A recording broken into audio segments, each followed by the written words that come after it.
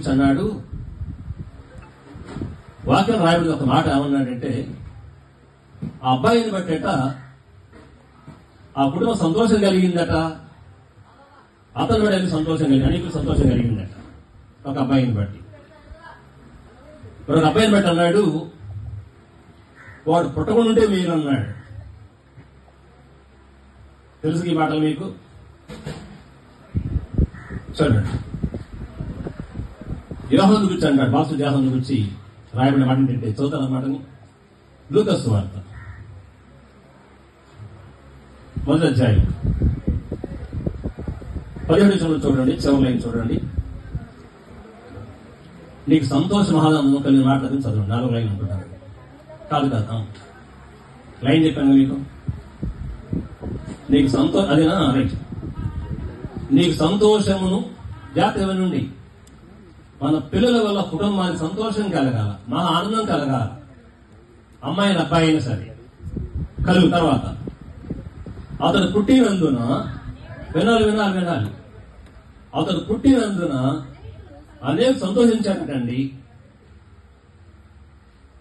బాప్తిస్మ యోహాను గురించి ప్రభు సాక్ష్యం ఇచ్చాడు.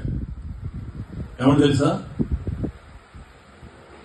స్త్రీలు కనిన వారిలో యోహాను కంటే గొప్పవాడు పుట్టలేదట. యోహాను డిగ్రీ చేశాడేమన్నా, మంచి డ్రెస్ వేసుకున్నాడు యోహాను ఏమన్నా? ఏమీ లేదండి, ఏమీ లేవు ఆయనకి. అతని ఉద్దేశం ఏంటంటే, మంచి డ్రెస్ వేసుకోలేదు, విద్యావంతులేం కాదు యోహాను. అతని ఉద్దేశం ఎందుకన్నాడు ప్రభా మాట అంటే, అతని హృదయం నుండి ఏంటంటే, ఆయన హెచ్చించబడాలి, నేను తగ్గించబడాలి అని వాక్యాలు ఉంటుంది. హెచ్చించబడి ఖచ్చితంగా తగ్గించబడతాడు. చూడండి, కాబట్టి గమనించండి, ఎందుకు అలా యోహాను పెరగలిగాడంటే, చదవండి. ఎందుకు గొప్పవాడు అంటే అబద్ధం ఆ మాట చెబుతాను. 1:17 లూకా సువార్త 1:17.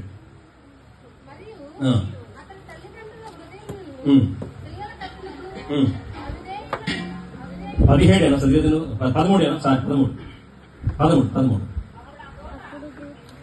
13 రా, దూత కాదు. అప్పుడు ఆ దూత లూకా 1:13 అతనితో రైట్. అతనితో జకరియా 14 వచ్చింది. అతడు రైట్ 14 సార్. అతడు ప్రభు దృష్టికి గొప్పవాడై ద్రాక్షారసమైనను మద్యమేను త్రాగేవాడు కాదట. జాగ్రత్తగానండి.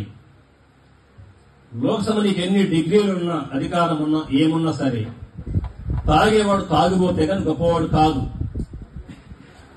అతను తాగేవాడు కాదట. తాగుడికి దూరంగా ఉండండి, జాగ్రత్త. ఊరిలో స్వార్థకు వెళితే ఆ ఊరిలో చాలా మంది మగపిల్లలు తాగి 30 ఏళ్ళు కాము చచ్చిపోతా ఆ బిడ్డలు విధవరాలు మిగిలిపోయారు. వాళ్ళు చాలా మంది ఆ ఊర్లో.